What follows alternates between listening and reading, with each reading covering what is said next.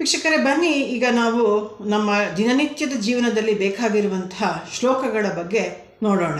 ಯಾವ್ಯಾವ ಶ್ಲೋಕ ಅಂತ ನೋಡೋಣ. ಮೊಟ್ಟ ಮೊದಲನೇದಾಗಿ ಪ್ರಾತಃಸ್ತೋತ್ರ, ಅಂದರೆ ಬೆಳಿಗ್ಗೆ ಹೇಳ್ತಿದ್ದಂಗೆ ಓದುವಂಥದ್ದು ಅಥವಾ ಹೇಳ್ಕೊಡುವಂಥದ್ದು. ಕರಾಗ್ರೇ ವಸತೆ ಲಕ್ಷ್ಮೀ, ಕರಮಧ್ಯೆ ಸರಸ್ವತಿ, ಕರಮೂಲೆ ಸ್ಥಿತಂ ಗೌರಿ, ಪ್ರಭಾತೆ ಕರದರ್ಶನಂ.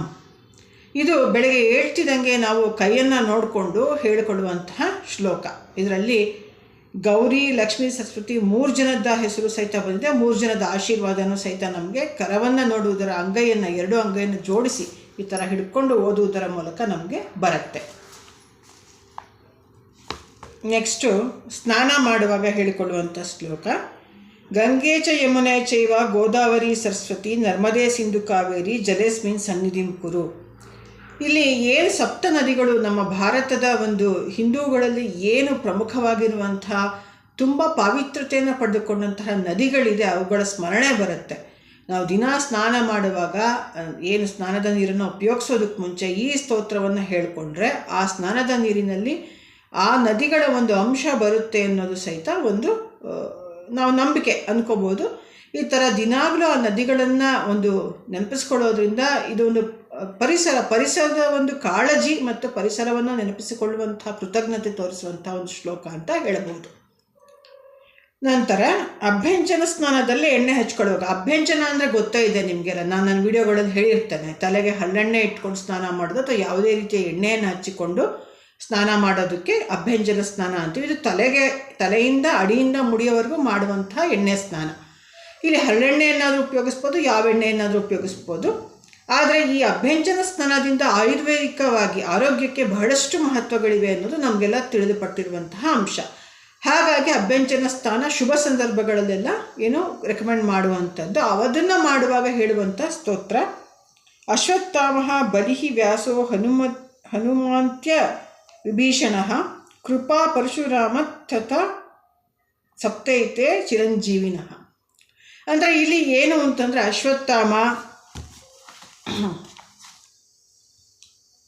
ಬಲಿ, ವ್ಯಾಸ, ಹನುಮಾನು, ವಿಭೀಷಣ, ಕೃಪಾ, ಪರಶುರಾಮ ಈ 7 ಜನರು ಚಿರಂಜೀವಿಗಳು ಅಂತ ಪ್ರಖ್ಯಾತಿಯನ್ನು ಪಡೆದಿದ್ದಾರೆ. ಅಂದರೆ ಅವ್ರಿಗೆ ಸಾವೇ ಇಲ್ಲ.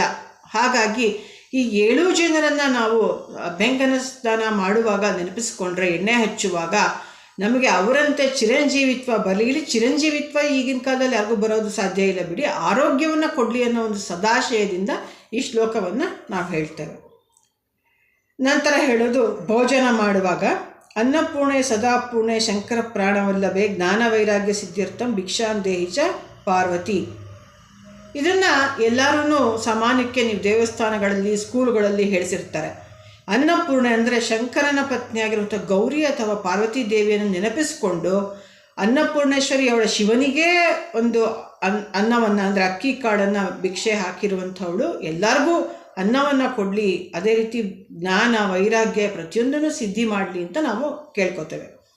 ಅದೇ ರೀತಿ ಶಯನಕಾಲದಲ್ಲಿ ರಾಮಂ ಸ್ಕಂದಂ ಹನುಮಂತಂ ವೈನತೇಯಂ ಋಕೋದರಂ ಶಯನೇ ಯ ಸ್ಮರೆ ನಿತ್ಯಂ ದುಸ್ವಪ್ನ ತಸ್ಯ ನಶ್ಯತಿ. ಇದು ನಾವು ಹೇಳೋದು ಏನು ಅಂತಂದರೆ, ರಾಮ ಸ್ಕಂದ ಅಂದರೆ ಸುಬ್ರಹ್ಮಣ್ಯ, ಹನುಮಂತ, ವೈನತೇಯ ಅಂದರೆ ಗರುಡ, ವೃಕೋದರ ಅಂದರೆ ಭೀಮ. ಇಷ್ಟು ಜನರನ್ನು ನಾವು ಮಲಗುವ ಟೈಮ್ನಲ್ಲಿ ನೆನಪಿಸ್ಕೊಂಡ್ರೆ ದುಸ್ವಪ್ನಗಳು ಅಂಥವರದ್ದು ಬರೋದಿಲ್ಲ. ಅಂಥವ್ರಿಗೆ ದುಸ್ವಪ್ನಗಳು ಬಂದರೂ ನಾಶ ಆಗುತ್ತವೆ. ದುಸ್ವಪ್ನ ಬಂದರೆ ಹೆದರ್ಕೊಳ್ಳೋದು ಸೈಕಲಾಜಿಕಲಿ ಇಲ್ಲ, ಅದನ್ನು ನಿಜ ಆಗುವಂಥದ್ದು ಈ ಥರದ್ದೆಲ್ಲ ಇರುತ್ತೆ. ಕೆಲವೊಂದು ರೀತಿಯ ಭಯ ಭೀತಿಗಳು. ಅದು ಈ 5 ಜನರನ್ನು ಮಲಗಿಕೊಳ್ಳುವಾಗ ನೆನಪಿಸ್ಕೊಂಡ್ರೆ, ಈ ಶ್ಲೋಕ ಹೇಳ್ಕೊಂಡ್ರೆ ಆ ದುಸ್ವಪ್ನ ಮತ್ತು ಅದರ ಫಲಗಳು ನಾಶ ಆಗುತ್ತವೆ ಅಂತ ಹೇಳುತ್ತೆ. ನಂತರ ತೀರ್ಥ ಸೇವನೆ ಕಾಲದಲ್ಲಿ ತೀರ್ಥ ಕೊಡ್ತಾರೆ ದೇವಸ್ಥಾನದಲ್ಲಿ, ಮನೇಲಿ ಪೂಜೆ ಪುನಸ್ಕಾರವಾಗ. ಅವಾಗ ಏನು ಹೇಳ್ತಾರೆ ಅಂತ, ಅಕಾಲ ಮೃತ್ಯುಹರಣಂ ಸರ್ವವ್ಯಾಧಿ ನಿವಾರಣಂ ಸಮಸ್ತ ದುರಿತೋಪಶಮನಂ ವಿಷ್ಣುಪಾದೋದಕಂ ಪಾವನಂ ಶುಭಂ. ತೀರ್ಥ ಕೊಡೋದೇ ದೇವರ ತೀರ್ಥ. ನಮಗೆ ಅಕಾಲ ಮರಣ, ಮೃತ್ಯು, ರೋಗಗಳು ಏನೇ ಇದ್ದರೂ ನಾಶ ಆಗಲಿ ಅಂತ, ರೋಗಗಳಿಂದ ಪರಿಹಾರ ಸಿಗಲಿ, ಅಕಾಲ ಮೃತ್ಯು ನಿವಾರಣೆ ಆಗಲಿ ಅಂತ ನಾವು ಆ ವಿಷ್ಣು ಪಾದೋದಕ ಅಂದರೆ ಯಾವುದೇ ತೀರ್ಥವಾಗಲಿ ವಿಷ್ಣುವಿನ ಪಾದೋದಕ ಅಂದರೆ ಗಂಗೆ ನೀರಿನ ಅಂಶ ತೀರ್ಥದಲ್ಲಿರೋದ್ರಿಂದ ಅದನ್ನು ನೆನಪಿಸ್ಕೊಂಡು ನಾವು ಈ ರೀತಿಯಾಗಿ ಒಂದು ಶುಭ ಸಂಕಲ್ಪವನ್ನು ಮಾಡಿಕೊಂಡು ತಗೋತೀವಿ. ಗೋಮಾತೆಗೆ ನೈವೇದ್ಯ ಕೊಡುವಾಗ, ಹಸುಗೆ ನಮಸ್ಕಾರ ಮಾಡುವಾಗ, ಗೋಶಾಲೆಗಳಿಗೆ ಹೋದಾಗ ದಿನ ಬೆಳಿಗ್ಗೆ ಗೋವಿಗೆ ಅಕ್ಕಿ ಬೆಲ್ಲ ಇಡುವಾಗ, ಅರಿಶಿನ ಕುಂಕುಮ ಇಡುವಾಗ ನಾವು ಹೇಳಬೇಕು, ಸುರಭೀರ್ ವೈಷ್ಣವೀ ಮಾತಾ ಸುರಲೋಕೆ ಮಹೀಯಸೆ ಗ್ರಾಸಮುಷ್ಟಿರ್ಮಯಾ ದತ್ತ ಸುರಭೆ ಪ್ರತಿಗೃಹ್ಯತ. ಇಲ್ಲಿ ಗೋವನ್ನು ಸುರಭಿ ಅಂತ ಕರೀತಾರೆ. ಆ ಸುರಭಿಗೆ, ಆ ಮಾತೆಗೆ ಏನು ಹೇಳ್ತೀವಿ, ಗ್ರಾಸಮುಷ್ಟಿ ಅಂದರೆ ಹುಲ್ಲು, ಒಂದು ಮುಷ್ಟಿ ಹುಲ್ಲನ್ನ ಕೊಡ್ತಾ ಇದ್ದೀವಿ ಅಂತಾರೆ. ನೀವು ಯಾವುದನ್ನೇ ಆಗಲಿ ನೈವೇದ್ಯಕ್ಕೆ ಕೊಟ್ಟು ಈ ಒಂದು ಶ್ಲೋಕವನ್ನು ಗೋವಿಗೆ ಕೊಟ್ಟು ನೈವೇದ್ಯವನ್ನು ಇಟ್ಟು ಅದು ತಿನ್ನುವಾಗ ಅದಕ್ಕೆ ಪ್ರಾರ್ಥನಾ ರೂಪದಲ್ಲಿ ನೀವು ಈ ಶ್ಲೋಕವನ್ನು ಗೋಮಾತೆಗೆ ಹೇಳ್ಕೊಳ್ಬೋದು. ಅದೇ ರೀತಿ ಅಗ್ನಿಯನ್ನು ನಮಸ್ಕರಿಸುವಾಗ, ನೀವೆಲ್ಲರೂ ಹೋಗ್ತಿರೋ ಹೋಮ ಹವನ ಯಜ್ಞ ಯಾಗ ನಡೆಯುತ್ತೆ, ಅವಾಗ ನಮಸ್ಕಾರ ಮಾಡ್ತೀರ, ಅವಾಗ ಹೇಳ್ಕೊಡುವಂಥದ್ದು ಸ್ವಸ್ತಿ ಶ್ರದ್ಧಾಂ ಮೇಧಾಂ ಯಶಪ್ರಜ್ಞಾಂ ವಿದ್ಯಾಂ ಬುದ್ಧಿಂ ಶ್ರಿಯಂ ಬಲಂ ಆಯುಷ್ಯಂ ತೇಜಮಾರೋಗ್ಯಂ ದೇಹಿಮೆ ಹವ್ಯವಾಹನ. ನಮ್ಮ ಹಿಂದೂಗಳಲ್ಲಿರುವ ನಂಬಿಕೆ ಏನಂದರೆ, ಈ ಅಗ್ನಿ, ಹೋಮಕುಂಡ ಅಥವಾ ಯಜ್ಞಕುಂಡದಲ್ಲಿರುವ ಅಗ್ನಿ ದೇವತೆಗಳಿಗೆ ನಾವು ಕೊಡುವಂತಹ ಹವಿಸ್ಸು ಏನು ಯಜ್ಞಕುಂಡಕ್ಕೆ ಹೋಮಕುಂಡಕ್ಕೆ ಹಾಕ್ತೀವಿ ಅದನ್ನು ದೇವತೆಗಳಿಗೆ ತಲುಪಿಸುತ್ತಂತ. ಅದಕ್ಕೆ ವಾಹನ, ಮೀಡಿಯೇಟ್ರು ಅಗ್ನಿ. ಆ ಅಗ್ನಿದೇವನನ್ನು ನಾವು ಏನು ಪ್ರಾರ್ಥನೆ ಮಾಡ್ಕೋತೀವಿ, ಇವೆಲ್ಲದೂ ಸ್ವಸ್ತಿ ಅಂದರೆ ಒಳ್ಳೆಯದಾಗಲಿ, ಶ್ರದ್ಧೆ, ಮೇಧ, ಬುದ್ಧಿ, ಯಶಸ್ಸು, ಪ್ರಜ್ಞೆ, ವಿದ್ಯೆ, ಬುದ್ಧಿ, ಆಯುಸ್ಸು, ಬಲ, ಲಕ್ಷ್ಮಿ, ತೇಜಸ್ಸು, ಆಯುಸ್ಸು, ಆರೋಗ್ಯ, ಪ್ರತಿಯೊಂದನ್ನು ನೀನು ಹವ್ಯವಾಹನ ಅಂದರೆ ಅಗ್ನಿದೇವನೇ ನನಗೆ ಕೊಡು ಅಂದರೆ ದೇವತೆಗಳಿಗೆ ನನ್ನ ಬೇಡಿಕೆಯನ್ನು ತಲುಪಿಸಿ, ನಾನು ಕೊಡೋ ಹವಿಸ್ಸಿನ ಜೊತೆಗೆ ಈ ಬೇಡಿಕೆಯನ್ನು ದೇವತೆಗಳಿಗೆ ತಲುಪಿಸಿ ಅವರಿಂದ ನನಗಿದನ್ನು ಕೊಡಿಸು ಅಂದರೆ ನನಗೆ ನೀನು ತಂದು ಕೊಡು ಅಂದರೆ ಮೀಡಿಯೇಟರ್ ಥರ ನಾವಿಲ್ಲಿ ಕೇಳ್ಕೊತೀವಿ. ಅಂದರೆ ಇಲ್ಲೆಲ್ಲ ನಿಸರ್ಗದ ಒಂದು ಪೂಜೆ ಪ್ರಾರ್ಥನೆ ನಾವು ನೋಡೋದು. ಅಗ್ನಿ ಸಹಿತ ಒಂದು ಪಂಚಭೂತಗಳಲ್ಲಿ ಒಂದು, ಮತ್ತು ತುಂಬ ಇಂಪಾರ್ಟೆಂಟ್. ಅಗ್ನಿ ಇಲ್ದಲೇ ನಮಗೆ ಡೈಲಿ ಏನೂ ನಡೆಯಲ್ಲ. ಹಾಗಾಗಿ ಹಿಂದಿನ ಕಾಲದಲ್ಲಿ ನಮ್ಮ ಪೂರ್ವಿಕರು ಅಗ್ನಿಯ ಮಹತ್ವವನ್ನು ಅರಿತು, ಜಲದ ಮಹತ್ವವನ್ನು ಅರಿತು ಈ ರೀತಿಯ ಶ್ಲೋಕಗಳನ್ನು ಮಾಡಿದ್ದಾರೆ ಅಂತ ಹೇಳ್ಕೊಬೋದು. ಅದು ಒಂದು ಹಿಸ್ಟಾರಿಕಲ್ ಆಗಿ.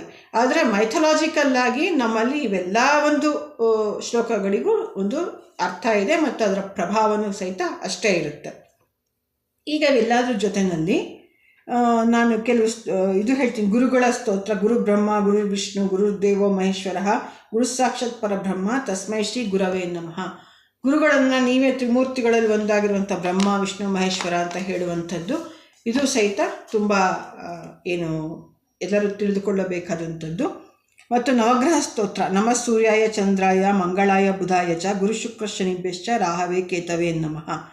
ಇದು ಸಹಿತ ನವಗ್ರಹಗಳನ್ನು ಸಿಂಪಲ್ಲಾಗಿ ಹೇಳ್ಕೊಳ್ಳುವಂಥದ್ದು. ಕೆಲವ್ರಿಗೆ ಅದು ಮುಂಚೆ ಎಲ್ಲ ಏನೇ ಒಂದು ಲಗ್ನ ಪತ್ರಿಕೆ ಶುಭ ಸಂದರ್ಭದ ಒಂದು ಇನ್ವಿಟೇಷನ್ ಬರಿಬೇಕಾದ್ರೂ ಈ ಶ್ಲೋಕನ ಮುಂಚೆ ಹಾಕಿರೋರು, ಮೇಲ್ಗಡೆ ಪ್ರಿಂಟ್ ಮಾಡಿಸಿರೋರು, ಇದನ್ನು ಬರೆದು ನವಗ್ರಹಗಳನ್ನು ಏನು ಧ್ಯಾನ ಮಾಡಿನೇ ನಂತರ ಮನೆ ದೇವರನ್ನು ಧ್ಯಾನ ಮಾಡಿ ಏನೇ ಒಂದು ಶುಭ ಕಾರ್ಯಗಳನ್ನು ನಡೆಯುವಾಗ ಆಮಂತ್ರಣ ಪತ್ರಿಕೆ ಬರೆದ್ರು ಇದನ್ನು ಬರೆಯುವಂಥ ಒಂದು ಹಿಂದಿನಿಂದ ಬಂದಿರೋ ಅಭ್ಯಾಸ ಇತ್ತು. ವೀಕ್ಷಕರೇ, ನಮ್ಮ ಈ ಎಲ್ಲ ವಿಡಿಯೋಗಳಿಂದ ನಿಮಗೆ ಅನುಕೂಲ ಆಗ್ತಾ ಇದೆ, ಮಾಹಿತಿ ಸಿಗ್ತಾ ಇದೆ ಅಂತ ಭಾವಿಸ್ತೇನೆ.